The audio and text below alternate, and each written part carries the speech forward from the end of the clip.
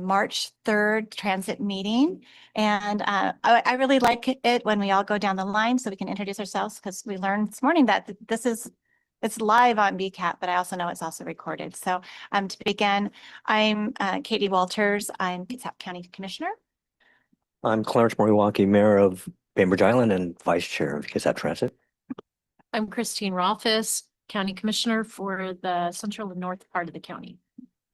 Orrin Root, County Commissioner, South Kitsap. Ed Stern, Mayor, City of Paulsville. Robert Driscoll, Principal Officer, Teamsters Local 589. Bremerton Mayor Greg Wheeler. Jay Rosepepe, Port Orchard City Council Member. Anna Mockler, Bremerton City Council. Thank you so much. All right, now the next thing up on our agenda today is agenda review. Is everyone fine with the agenda? Madam Chair, I just wanted to point out that Mayor. Mayor Putanzi, there he is. Go ahead. Port Orchard Mayor Rob Putanzi joining you remotely. Great, thank you. Good morning. All right, everyone fine with our agenda? All right, we'll move on to chairperson's comments. And I just want to mention that last week I was at the National Association of Counties Legislative Conference, and I had the great opportunity to attend the policy meeting on federal transportation. And we were joined by representatives from the Federal Highway Administration and the United States Department of Transportation. The emphasis was really on transit as an economic driver. So I thought that was really interesting. And they shared goals to really try to make the United States a leader in advanced transportation. So that's kind of the new emphasis along with economics.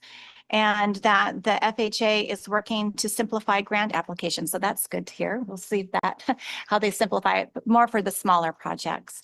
And with that, I just want to note that we've been really successful. We're really great at grant writing and those sorts of things. And so I want to toss it over to John, because shortly after our last work study meeting, we received some really great news on the financial standpoint for a successful grant.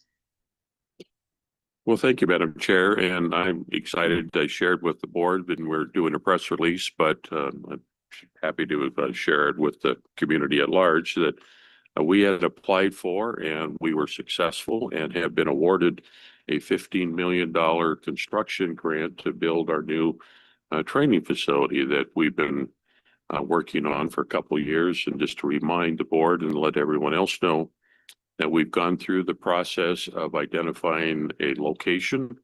We're doing the preliminary environmental right now for the property acquisition. We have funding in this year's budget that has been approved to acquire the property. So we will be chatting now. The one area, the gap, if you will, is between the property acquisition and the full design so that we can then start spending the 15 million. So we're excited that that project is going to get moving forward. And that was 15 million appropriation from Senator Murray's office. Yes. And I had the opportunity to thank her in person. So it was a really successful conference. And it's official because I got an email from the FTA administrator letting me know. So how the system normally works is, I guess, by policy. I'm not sure if it's by law, but the senators and representatives have to be notified in advance of FTA being able to notify us. So that's why we got the word originally from Senator Murray's office. So, yeah, that's worth clapping. That's really great.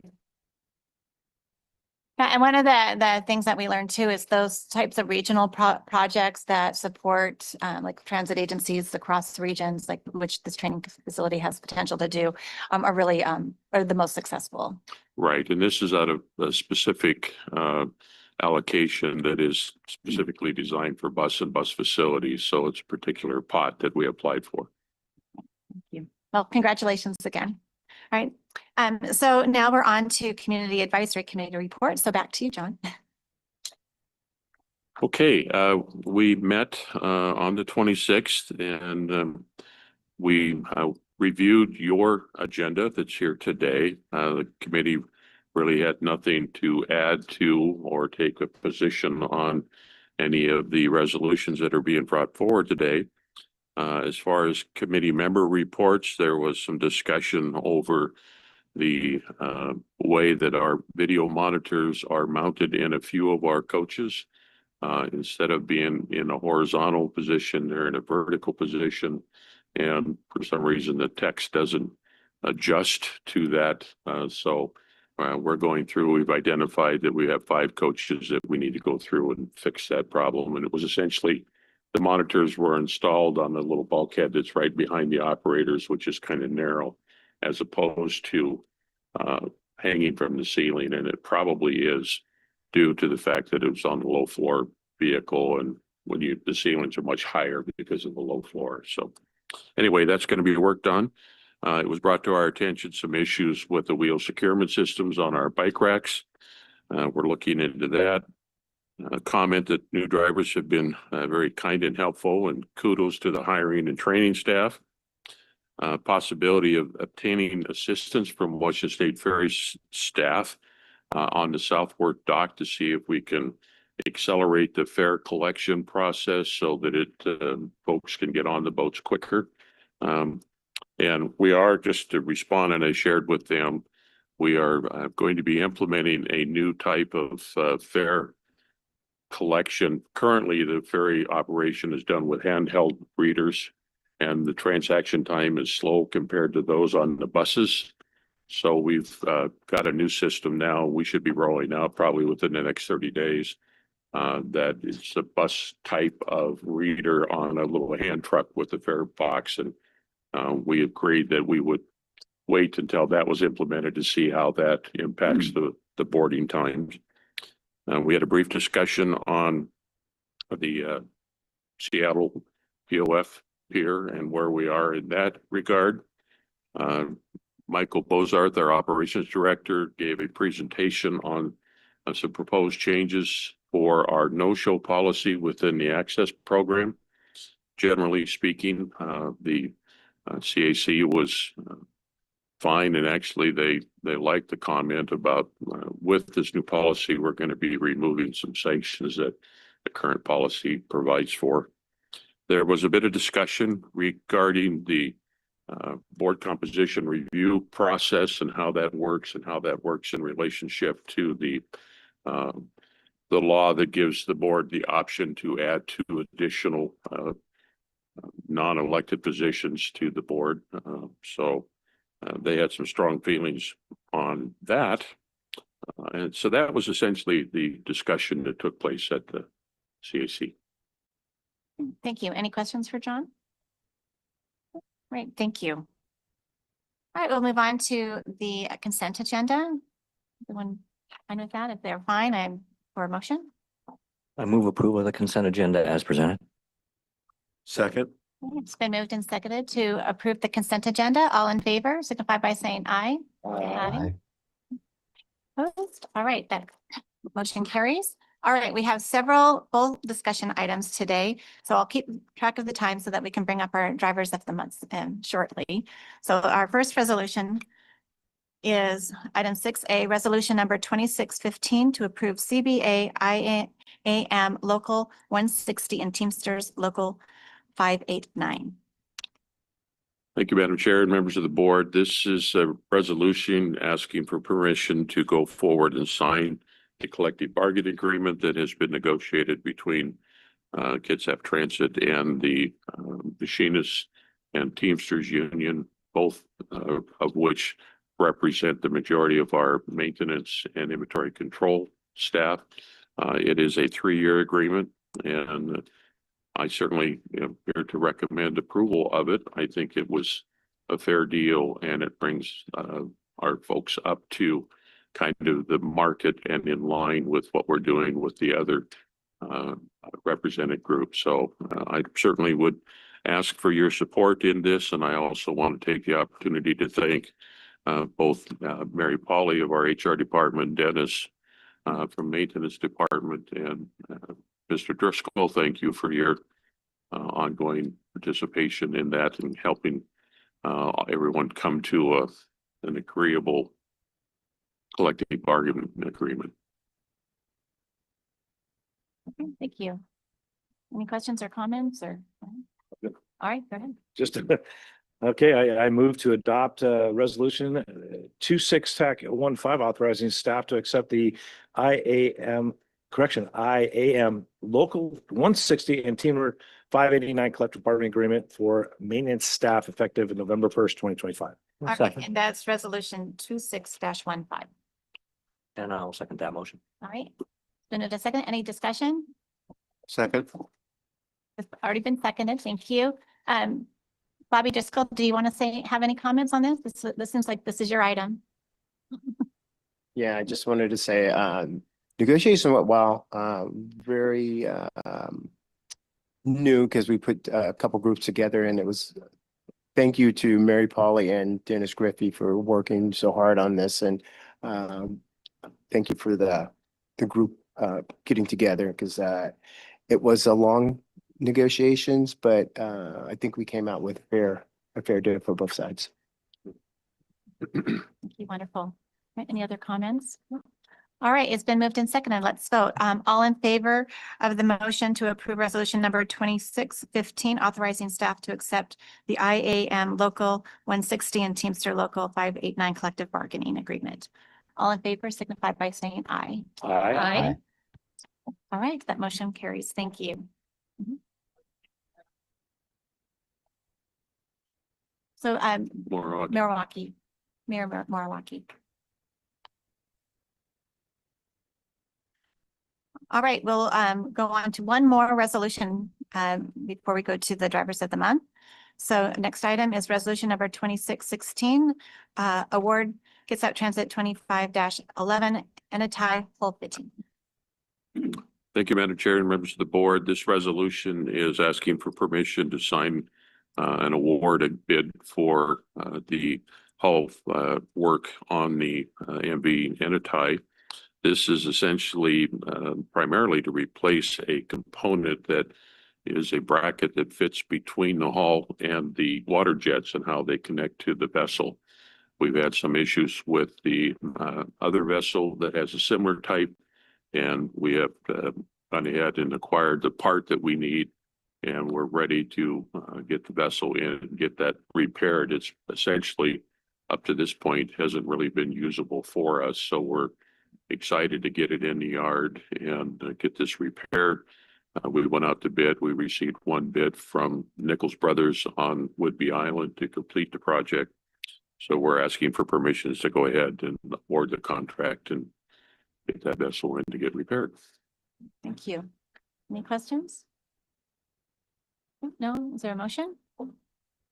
I'll do it. A quick question. How long will it take to do the repair? Well, that's a good question, and it's really hard to predict because whenever I do, it's generally we get change orders for extending that period. But Nick, is it about 30 days? Yeah, roughly 30 days to get the piece repaired.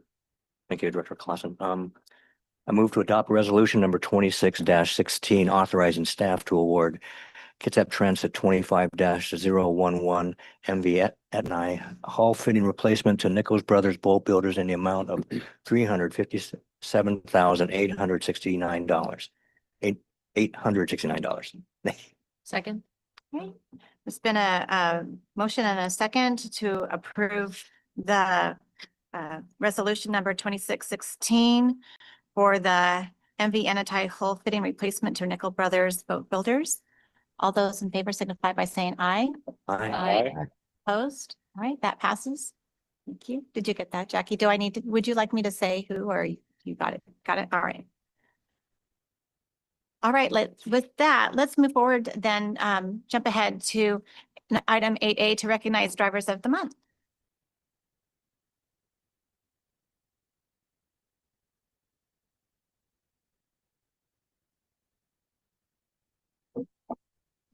Good morning. My name is Jeff Eincourt, Access Manager.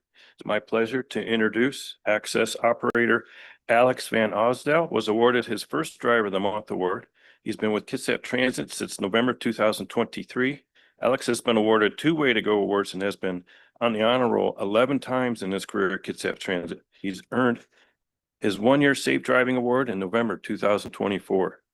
His most memorable moment at Kitsap Transit was doing his first dance out at the Peninsula It used to be called the Arc Dance. It snowed like crazy, he says. Alex's professional goal is to be a mentor, scheduler, or a route planner. Personal goal is to move to Europe.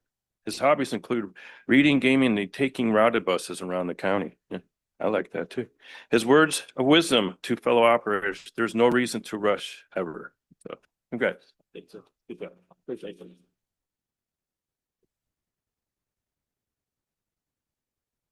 Thank you. This is a great honor. I appreciate it.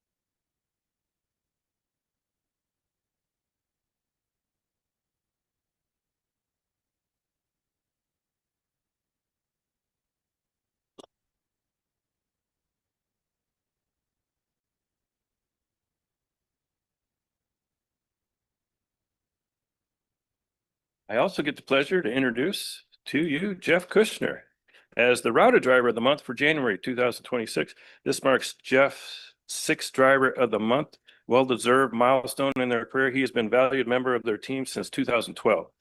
His achievements: 50 Way to Go awards, 7 top-notch, 1 distinguished driving award, 93-time honor roll recipient, 2024 Safe Driving Award.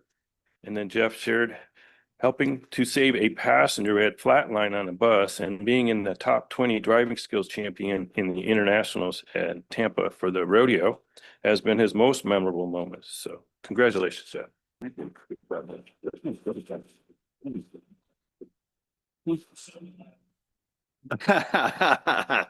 It's always a pleasure to be here. I enjoy this community so much and serving the entire community. I've got great leadership with John and Mr. Bozart that always works hard to keep us going. And, you know, transporting the people around here and getting where they have to go safely is quite pleasurable. I'm a car hobbyist enthusiast, so I love driving. So it's not really a job, it's a pleasure. And it makes work a lot easier. So thank you very much.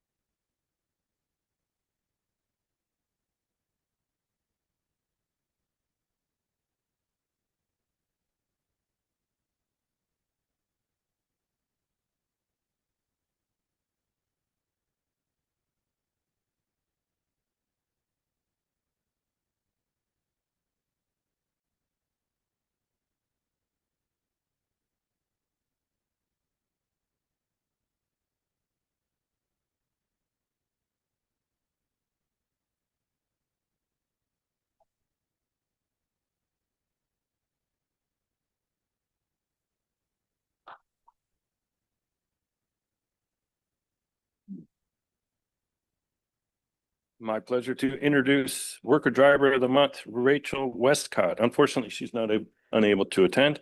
Rachel became a Worker Driver in January 2021, and this is her third Worker Driver of the Month. Last year, Rachel became a lead driver for the Winslow route. She enjoys photography and reading, and her words of wisdom are always to listen and be ready to help however you can. Rachel works in Shop 99 Temporary Services. Congratulations, Rachel.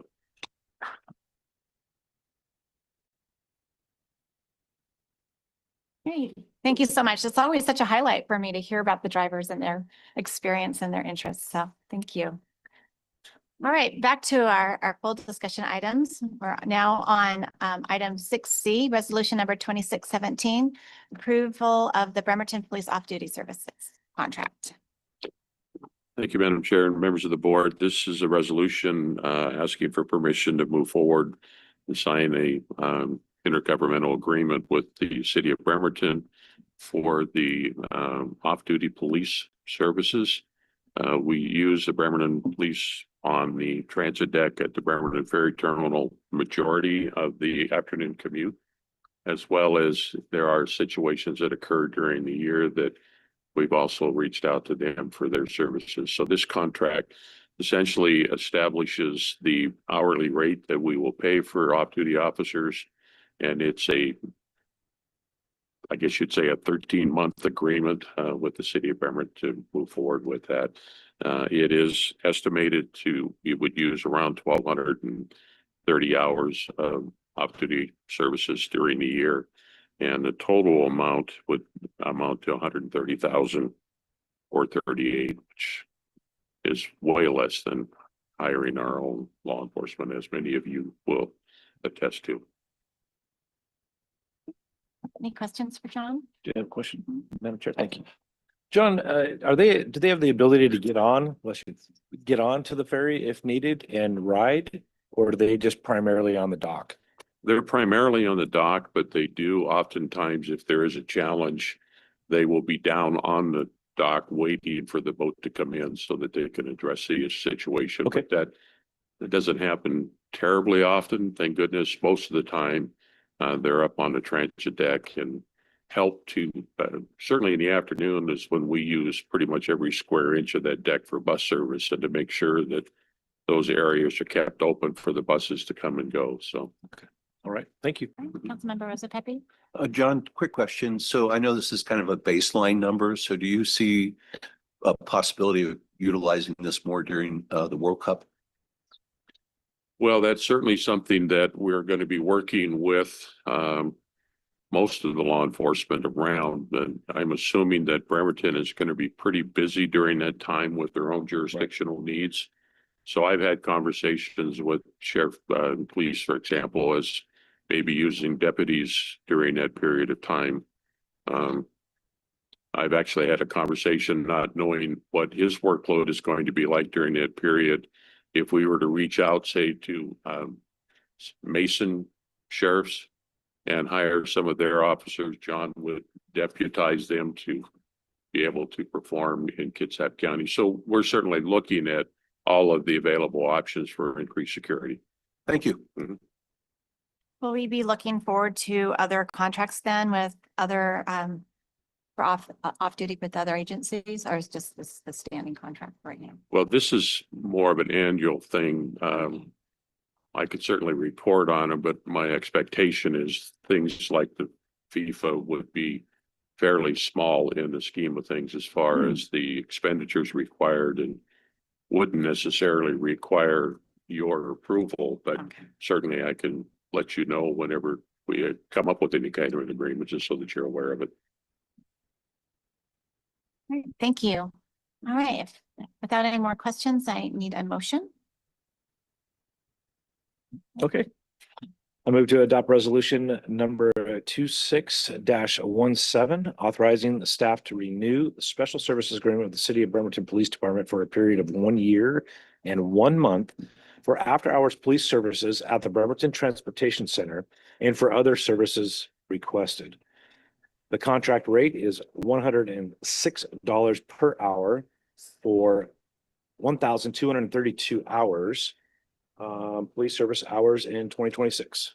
Second. All right, it's been moved by Commissioner Root, seconded by Commissioner Rolfes.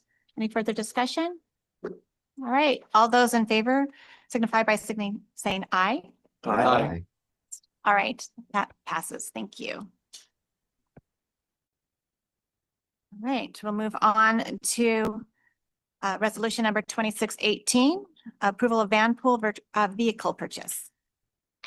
Yes, this is asking for approval to purchase 7 van pool vans off of the state contract list to go into our van pool program. These are 7-passenger vehicles, which is kind of becoming the norm in the van pool industry, if you will, just because I think since COVID, getting 12 to 15 passengers in what we used to use in van pools is a little more challenging. The state changed the definition of a rideshare van pool vehicle, lowered the capacity numbers, so these will fit better in the current demand and fleet. Any questions? Jay? I would like to make a motion. Move to adopt resolution number 26-18, authorizing staff to purchase up to 7 all-wheel drive rideshare vehicles at the estimated total cost of $321,300. Second. Right, it's been, motion has been moved by Councilmember Rosa Pepe and seconded by Mayor Stern. Any further discussion? All right, let's vote. All those in favor signify by saying aye. Aye. Opposed?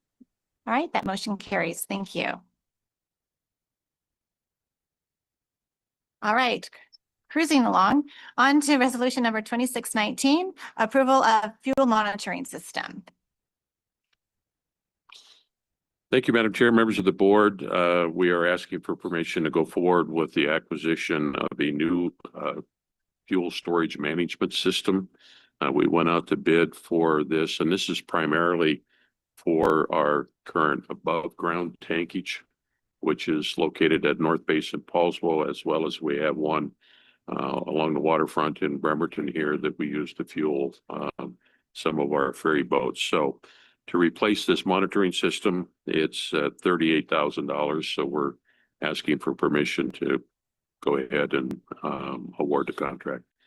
This is unusually small to bring a resolution forward, but I just wanted folks to know that we paid close attention to these things and take our environment seriously. So doing this upgrade, we'll just make sure that we're able to monitor what's going on with those tanks on a real-time basis. Thank you. Any questions? Looking for a motion? I'll move to adopt resolution number 2619, authorizing staff to purchase a new OPW fuel tank monitoring system for the North Base facility and BTC locations in the amount of $38,000. Second. Thank you. It's been moved to approve resolution number 2619 to purchase the new fuel tank monitoring systems by Commissioner Rolfes, seconded by Commissioner Root. Any further discussion? All right, all those in favor signify by saying aye. Aye. Opposed? Right. That passes. Thank you so much. All right, let's move on to resolution number 26-20, Transit Driver Appreciation Day. Thank you, Madam Chair. This is one that I'm always excited to bring on an annual basis.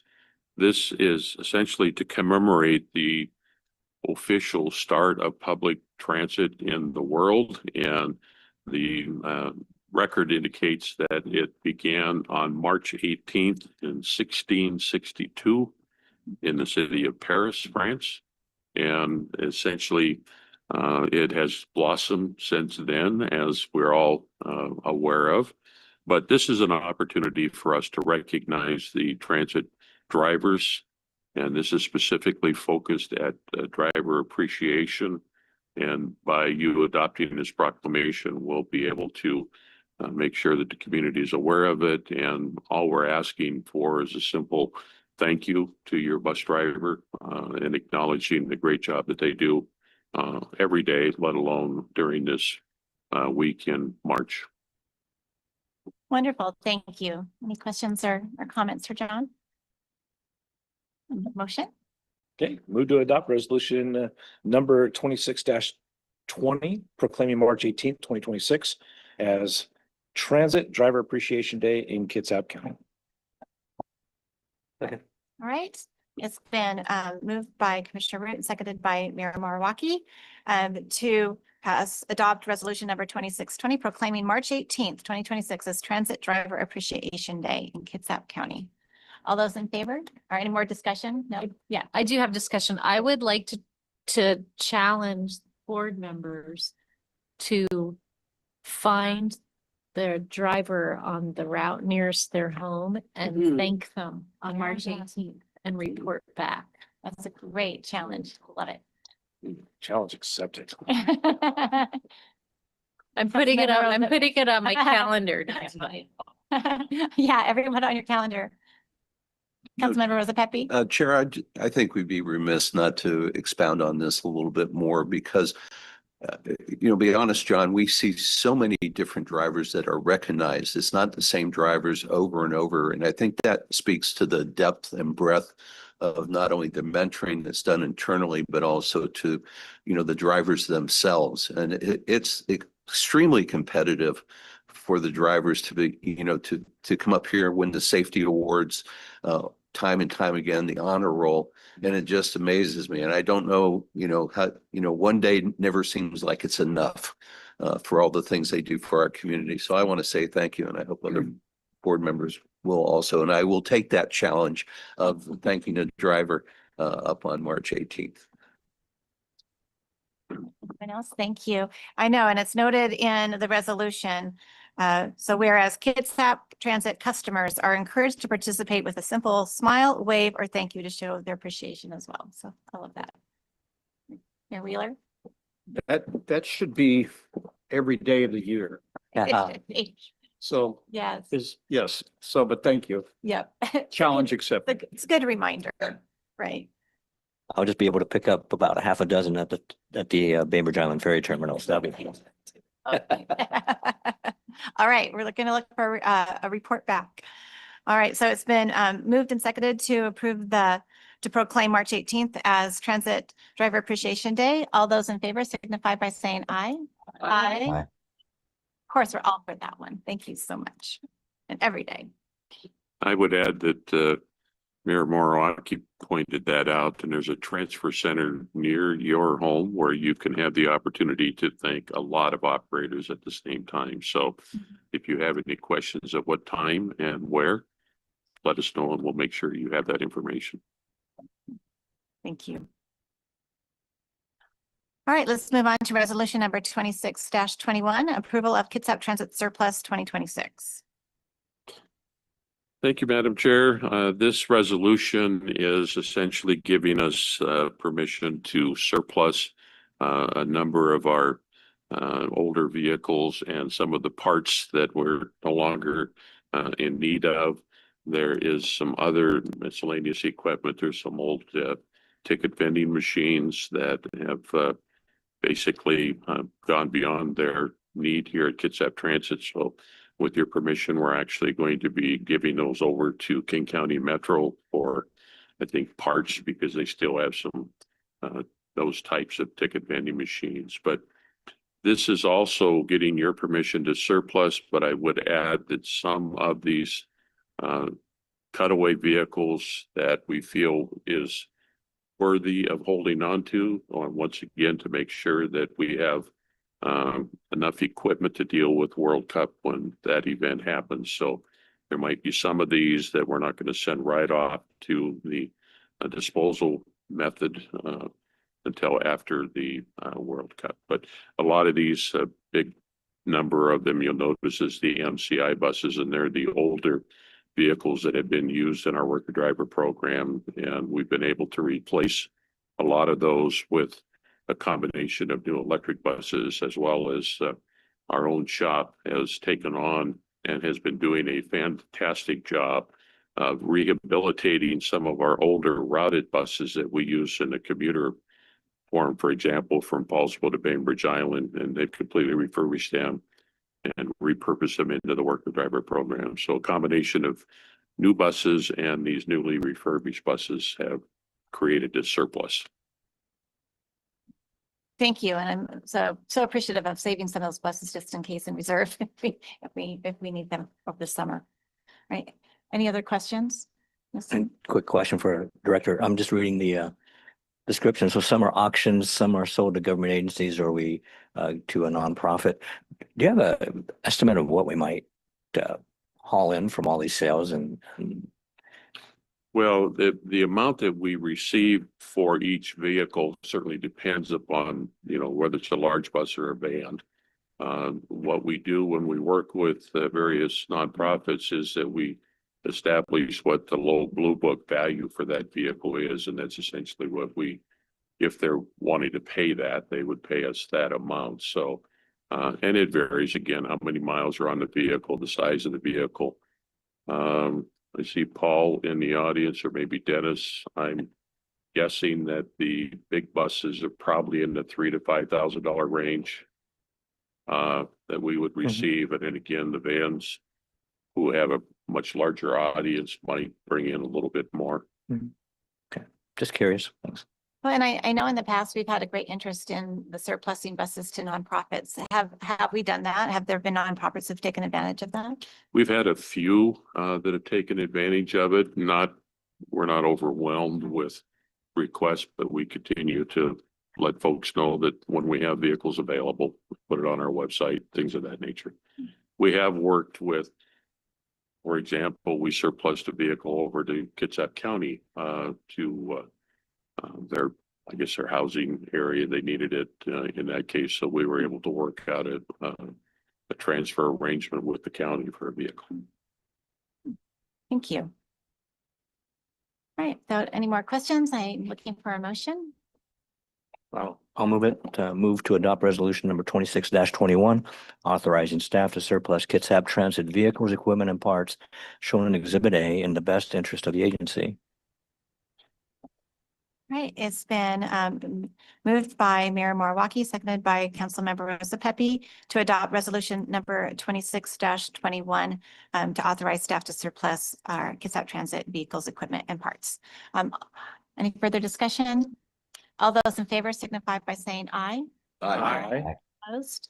All right, that passes. Thank you. Okay, we made it through all of our resolutions this morning. Now on to the executive director's items. Yes, well, the first thing I had on my agenda, we've already chatted about, and that's the award of the money for our new training facility. So as I mentioned, we're pretty excited about that.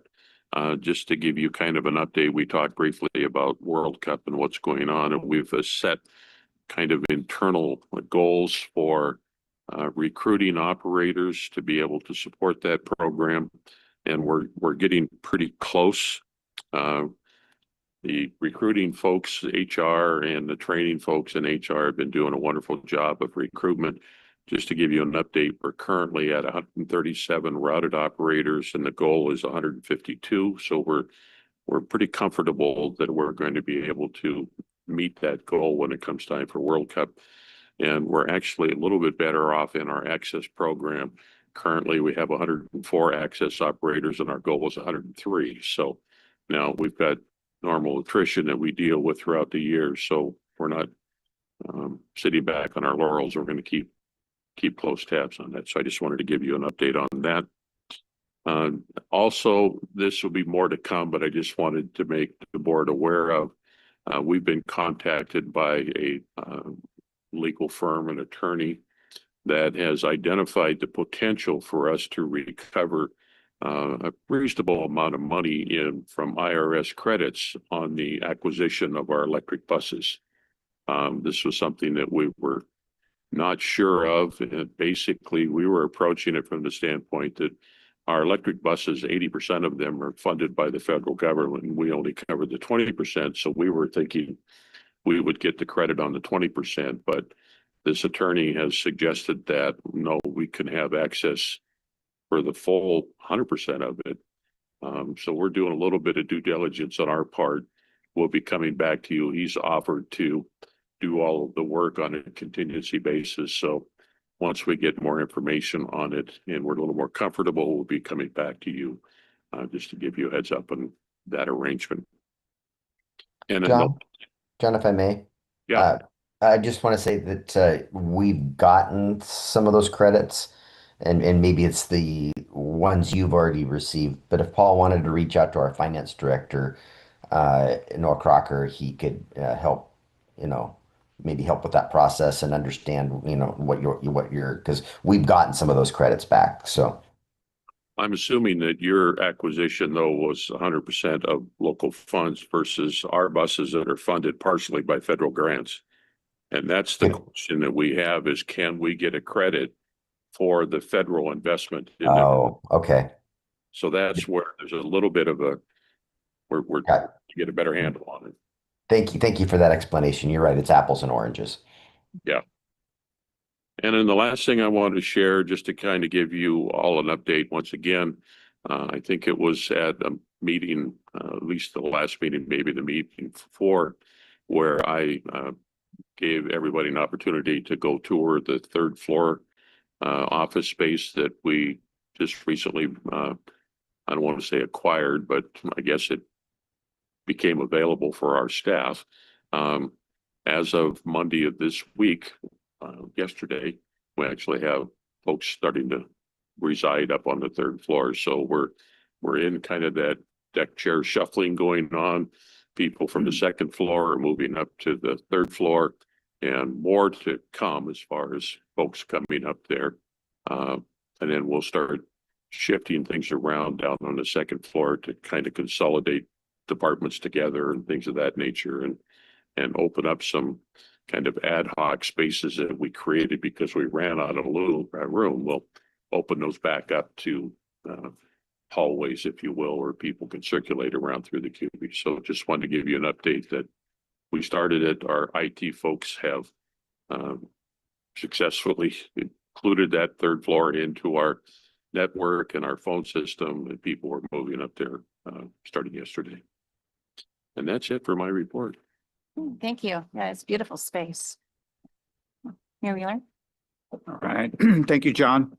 I'm just, you may not have any data yet on this, but I wanted to bring it to your attention potentially for a future report on the newly established Express, West Bremerton Express Route 238. And that would be, as well, you're well aware, that's one of our key strategies to reduce congestion in our in Bremerton downtown core and parking challenges by with this type of service. I think this is going to be our future. I don't know how often this route runs right now, but be interested in learning a little bit more, and then if this is something in the future where we might expand on it. Yeah, I'm working from memory, so please don't hold me to this, but I think 238 is the one that we recently started that originates at the West Bowling Alley. Yes. And stops by the Gateway Park and Ride, and it's more of kind of a park and ride shuttle, if you will. Yep. It's primarily operating during the commute hours, because the way the route is designed, it will, from 6 in Montgomery, it moves over to Burwell so that we can stop at the Burwell gate, or excuse me, State Street gate, and then again at the Park Street tunnel, and then on the west end of the shipyard, and then also serve the ferry terminal. So it currently only operates during those commute hours, but it's focused more on getting commuters out of your downtown area and being able to park at these outlying areas and bring folks into downtown. And, if I could follow up, Chair, just as we're discussing adapting to a one-time scenario of a fan zone downtown for 38 days, this infrastructure now is in place. It could be that place where an investment could be made that moves folks who are not necessarily commuters, but might be visitors. So I know there's work to do. We have a little bit of time, but the infrastructure it's awesome to have infrastructure in place like this.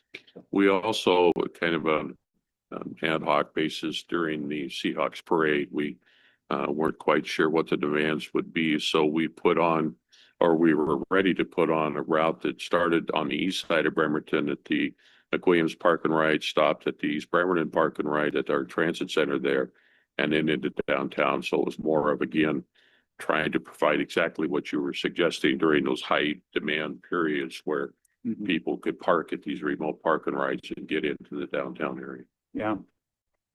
Awesome. Exciting. Actually, if we can collect data, that'll more the better.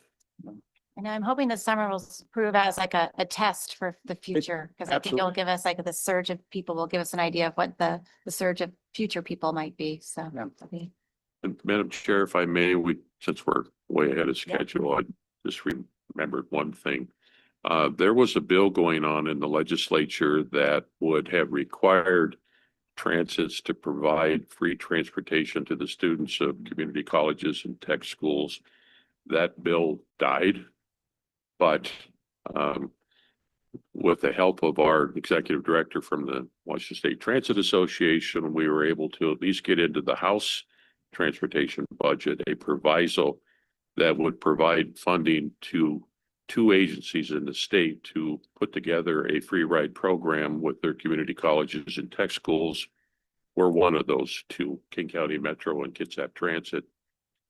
Long ways between now and the governor's signature, but I just wanted to let you know. And I had a conversation, I've had multiple conversations, but as of last night with the interim president of Olympic College, keeping her abreast of what we're going on. And if successful, I think there's 250,000 in the budget for our Kitsap Transit versus 3.5 for King County Metro, but that's another issue.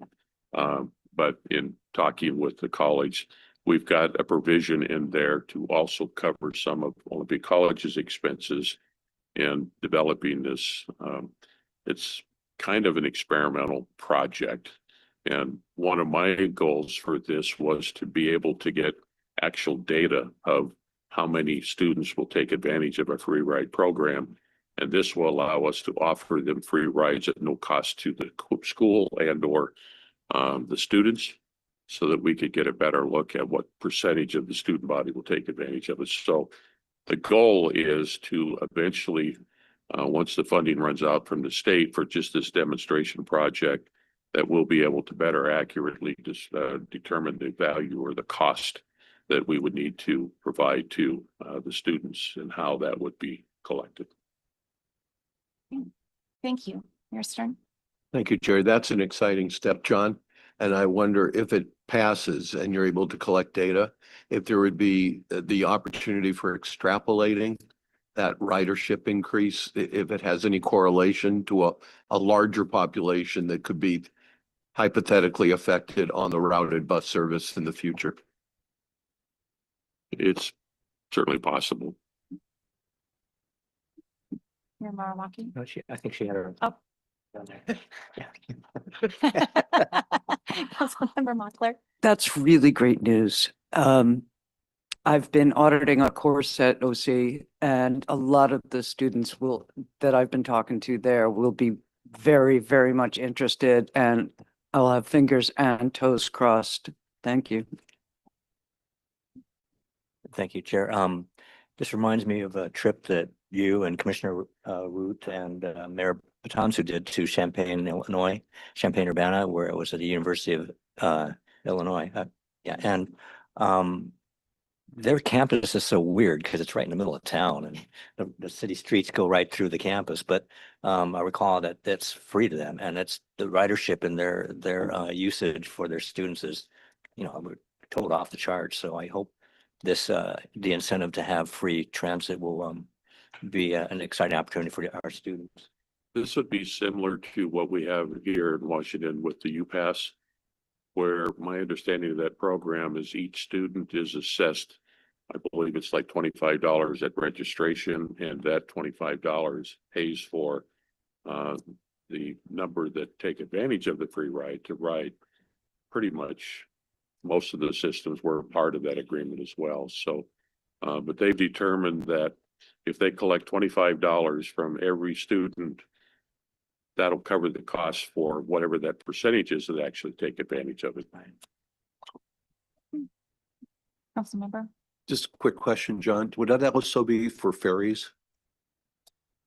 Or, like students coming over? It's certainly something that we're going to have control over. So I would want to work with the college to figure out how many, it certainly would be for our local ferries, but whether it would cover the cross sound ferries.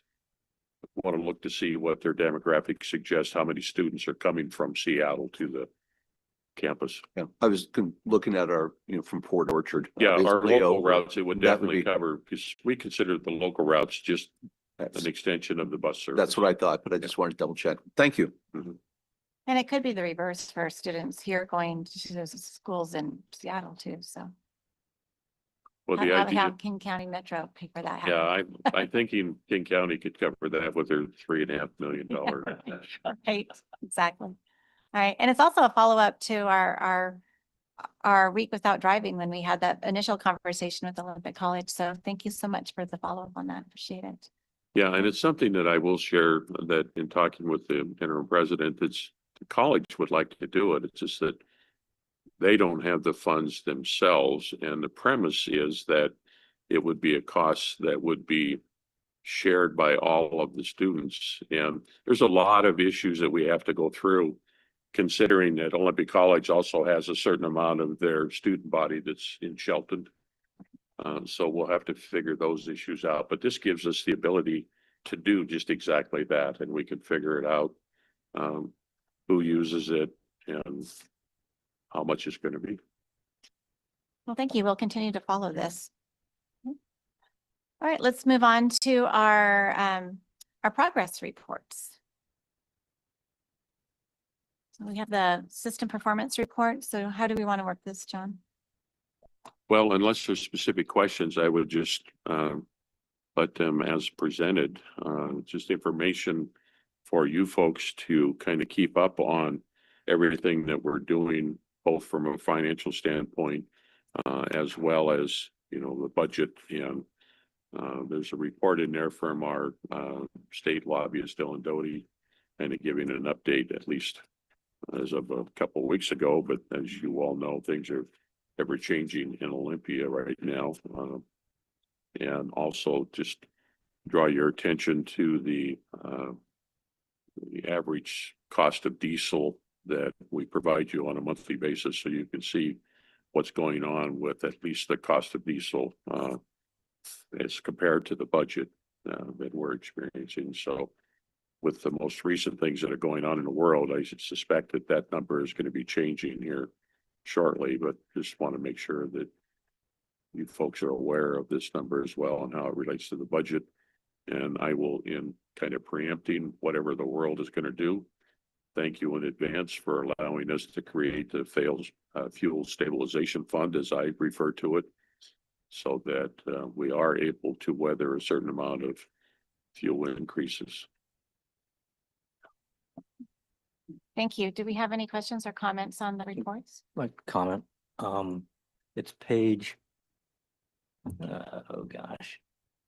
Page 2 of the report, page, gosh, 30 in our packet. I just want to highlight that it says year to date, our total boardings are up almost on everything except for worker driver, but I always like to see positive percentage numbers. So it's really great, especially the guaranteed ride home jumped 43%. So that's, but it's small numbers, but I'm glad it's there. And the other one is on-demand dial-a rides up 23%.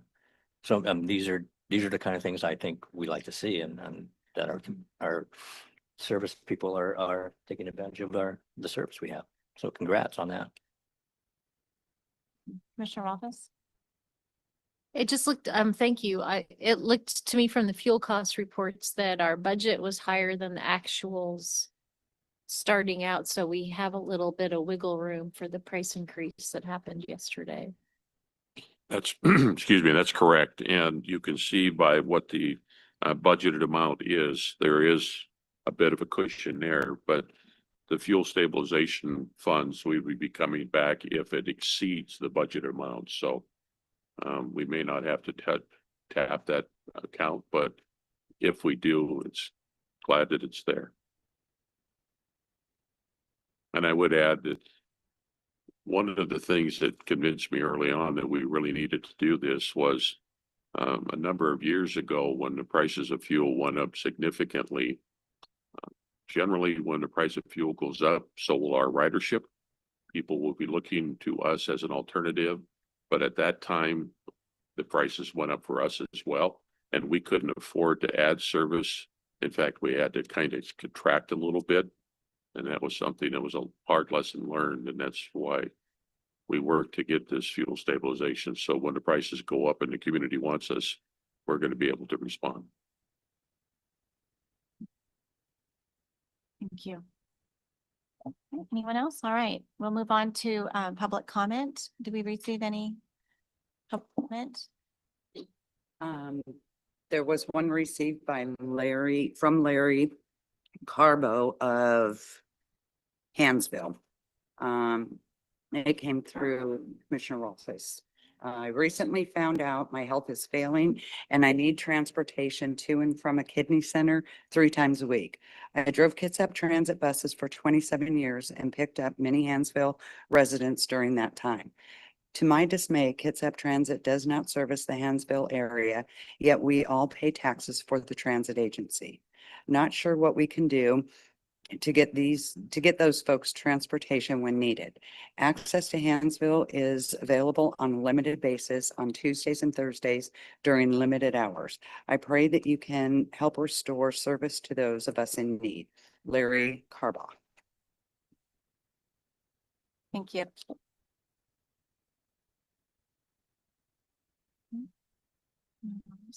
All right, anyone here? All right, thank you. All right, with that, then we'll close public comment and we'll move on to good of the order. Transit board members. Just to follow up on that email from Hansville, that's the 3rd email I've received from the Hansville area from elderly people who have health needs to get to the ferries. Probably in the last month. I got another one this morning. And John has been responding with some helpful tips, but it's my understanding for Hansville that they don't have access. Is there any avenue for them to get a ride from Hansville to Kingston? Well, they have access. When you say access, our access service, generally you have to be qualified to take advantage of that service. And the reason I say that is because the access program responds to the Americans with Disabilities Act requirement. That requirement is that we have to provide access service 3/4 of a mile on either side of our fixed route. So for us, as indicated by the email, we go up to Hansville a couple times a week. That's going above and beyond what we're obligated to do under the ADA rule. We do that similar type service in the outlying areas, be it Seaback or Olalla, something of those natures. There is, I'd have to remember, I think during the commute hours, there's a bus that goes up there, but I would have to verify it. Mayor. Thank you, Madam Chair. John, speaking of the North End, I toured the street vacation we're going to be executing with you on the North Kitsap Bus Transfer Station, which is on the way to becoming a maintenance facility in the full sense of the word. A quick update, what's happening there since that's such a nerve center and the timing that you envision? Update on the transfer or the construction of the new facility? How about both? Well, I can't give you a specific update on the transfer. I don't know the details. There's discussions going on between your city and us to make sure that what you're going to be receiving is up to snuff. Yeah, and it's just a matter of your official actions at the city to accept and vacate the old road. As far as the construction is concerned, the design documents are complete. We're pretty much ready to go out to bid. I believe that we're going to probably need to go out to bid first for a construction manager, but it's all predicated on the approval of the funding from FTA. And that funding is under review. We're getting positive signals, but it hasn't been officially approved yet. So, and with the signing of our new federal lobbyist in DC, that's one of the tasks that we've assigned to her, is to kind of dog that down and figure out what we need to do, if anything, to get that approved and get it going. And a follow-up question, if I may, Madam Chair. So the route between Paulsville and Winslow, which is the express for the ferry boat connection, and with 468 units being built immediately adjacent to the transfer station, that on any number of those, when they begin to fill up over the next 1, 2, and 3 years, are going to be availing themselves. We had always hoped for also electric express and charging. Will charging be built into that facility as well? Anticipating electric on the express bus service? Well, we currently have electric recharge for general public's use for electric vehicles. Paulsbo is on the project list for installing new inductive units in for our buses. The maintenance facility is going to be designed to accommodate both diesel, electric, and fuel cell, so that that facility will be ready for whatever technology we happen to bring into it at that point. Thank you for that update. Mayor Wheeler? Right, and not to just fill up time, because you've done such a great job getting us ahead, Commissioner. But I'm going to share this weekend. Several of us spoke to the cohort of the Institute for a Democratic Future. And they were traveling around the county, and they've been traveling around the state. And I was asked the question, if a new deal were to come where we could invest, and if money were to come. And I said, I don't work in that world where of what ifs and hypotheticals where I have unlimited budget, but I'll go along with this. If the funding came in, a couple areas, one, our road grids, which are the same throughout every city and county in the country, need attention. But I mentioned public transit would be the area that a mass amount of capital coming in where we could invest. And I believe we'd see a real good return on investment as far as back to the public. Just wanted you to be aware, John. That's I think many agree that's where investments really benefit us. And the other one was energy production and consumption, another issue, but just wanted to share that. I don't know if they know something I don't. So, Well, it may be that they know something that I certainly don't, but it's always interesting to look into what options might be available. yeah. Well, and it does go back to what I learned from the transit agency, is that transit does equal economic development, because you give access to people, to jobs and schools and everything. So, all right, anything else for the good of the order? All right, well, with that, we want to in advance thank our drivers and honor our Transit Appreciation Day on March 18th. And with that, we adjourn at 11:33. Thank you. Chair.